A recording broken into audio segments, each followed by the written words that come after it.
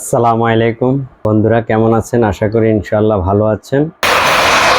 আমার ইচ্ছা ছিল যে এমপি হইলে যেসব জিনিসগুলো আসলে প্রকাশ পাইলে জাতির ভালো হয়, দেশের ভালো হয়, এগুলো আমি প্রকাশ করব। আমি এরই ধারাবাহিকতায় আমি যে কাজটা করেছি এটা হচ্ছে কি, এমপি হওয়ার পর জননেত্রী শেখ হাসিনার যে সরকার, এই সরকার আমাকে যা যা দিয়েছেন আমি এগুলা প্রকাশ করেছি। আমি আগে নিজে আমি কখনো জানতাম না যে এমপিরা কত সম্মানী পান। আমি মনে করি এটা লুকানোর কিছু নাই, এটা বললে স্বচ্ছতা হয়।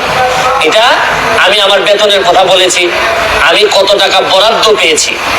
বরাদ্দ মানে হচ্ছে গিয়ে ওনারা বলছেন যে নগদ টাকা, আসলে বরাদ্দ তো এটা চিন্তায় আসে কিভাবে যে এমপি নগদ টাকা পাবে। নগদ টাকার তো কোনো বিষয়ই না, আমরা তো ট্রাস্টি মাত্র, আমরা মানুষের সম্পদের ট্রাস্টি, আমাদেরকে মাধ্যমে বন্টন করা হবে।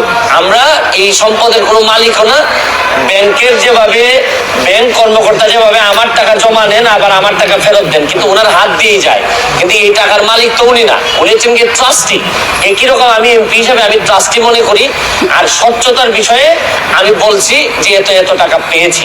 কিন্তু এইটা বিরোধী দলের চিফ হুইপ এই আমাদের এই চুন্নু সাহেব, মুজিবুল হক চুন্নু সাহেব, উনি স্পিকারের কাছে, আমাদের মাননীয় স্পিকারের কাছে উনি বিচার দিলেন। তো যেহেতু পয়েন্ট অফ অর্ডারে উনি বলেছেন, আমি উত্তর দেওয়ার সুযোগ পাই নাই।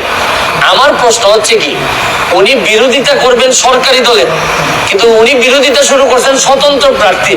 এবং কি বিষয়ে বিরোধিতা, উনি তো আরো খুশি হওয়ার কথা যে আমরা আমাদের হিসাব দেওয়া শুরু করছি।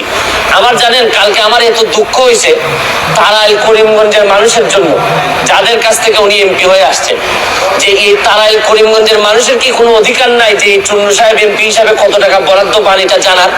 মানে ওনার বক্তব্য ছিল যে কোনোভাবে যেন আমি ফেসবুকে না জানাই যে কে কত টাকা পায়। আরে আপনি জানেন যে এইবার মাননীয় প্রধানমন্ত্রী জননেত্রী শেখ হাসিনা আমাদের সবাইকে শাড়ি দিয়েছেন এলাকায় বন্টন করার জন্য। এই শাড়ি কি আমি প্রধানমন্ত্রীর উপহার কি আমি বলবো না? মানে আমি কি এটা লুকায় রাখবো? লুকায় রেখে কি আমার কি এটাকে আমি বিক্রি করে দিব?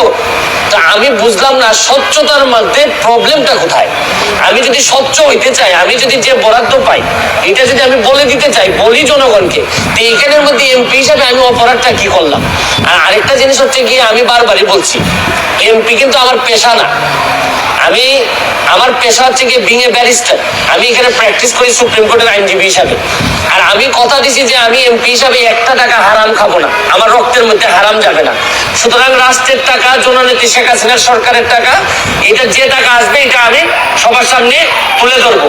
এখন আমার কেন জানি মনে হইতেছে যে মুজিবুল হক চুন্নু সাহেবের হয়তো আমি বলে দেওয়াতে সমস্যা হচ্ছে, যে উনার মনে হয় রাজনীতি করাটাই পেশা, এটা থেকে উনি সবকিছু নির্বাহ করেন কিনা আমার জানা নাই। কারণ উনার আলাদা কোনো পেশা থাকলে এটা নিয়ে উনি কোনো চিন্তা করতেন না। তবে কালকে উনি একটা বুদ্ধি করে কাজ করছেন, বাকি সব এমপিরা ওনার দলে টানার চেষ্টা করছেন যে 349 জন এমপি নাকি বদনাম হচ্ছে। আরে কি আশ্চর্য কারবার! একটা মানুষ এমপি হওয়ার পর তার বরাদ্দ সে বলবে না যে আপনারা জনগণের এই বরাদ্দ আসছে, আপনারা আপনারটা ভাগ করে নেবেন?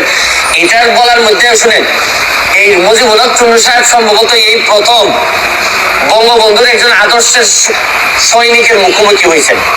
এর আগে হয়তো উনি ওইভাবে মিট করেন নাই, কারণ উনি তো হচ্ছেন কি একজন স্বৈরা শাসক এরশাদের নেতা। স্বৈরা শাসক এরশাদ, যিনি সারা জীবন এরকম জোর জবরদস্তি আর টাকা বানানো ছাড়া তার নেতা কর্মীদের খুব বেশি কিছু শিখাইতেন নাই, সবার না, অল্প কিছু নেতাদেরকে, যারা অনেক টাকার মালিক হয়েছেন এরশাদের আমলে। উনি তো এরশাদের স্বৈর শাসক এরশাদের একজন নেতা হয়ে উনি বঙ্গবন্ধুর আদর্শের সৈনিকের, প্রকৃত আদর্শের সৈনিকের মুখোমুখি এই প্রথম সংসদে হয়েছেন মনে হয়। এর আগে হয়তো তীব্রভাবে কারো মুখোমুখি হন নাই, এই জন্য উনার এত গাত্রদাহ। আর এত গাত্রদাহ কিসের? আরে ভাই আমার টাকা এটা। আর আরেকটা বিষয়, আমি যে আমার এলাকায় বলছি যে আমি 29 কোটি টাকা পাইছি বরাদ্দ, আমি কি কোনো কথা মিথ্যে বলছি? মিথ্যে বললে উনি আমার বিরুদ্ধে ব্যবস্থা নিই। আমি বলতে পারবো না, মানে আমি বরাদ্দ পাইছি এটা আমি বলতে পারবো না আমার এলাকায়, মানে কি আমি কি চুরি করতে চাই? মানে বিষয়টা যদি হইতো যে আমি এই টাকা পাই নাই, আমার 25 কোটি টাকা দেওয়া হয়েছে রাস্তা বানানোর জন্য, এটা আমার বরাদ্দ, আমি বলে দিব কোথায় কোথায় রাস্তা হবে। আমাকে দেওয়া হয়েছে মসজিদ মন্দিরে টাকা দেওয়ার জন্য 2 কোটি, এটা আমার বরাদ্দ, আমার নামে আসবে, আমি এগুলা দিয়ে দিব কোথায় কোথায় বরাদ্দ হবে। টিআর কাবিকা আসছে আমার নামে, আমি দিব কোথায় কোথায় বরাদ্দ দিয়ে দিব। আমার শুধু নিশ্চিত করতে হবে এই টাকাটা যেন আমি এবং আমার পরিবার খেয়ে না ফেলি। Subscribe with share and like. press the bell icon. Thank you.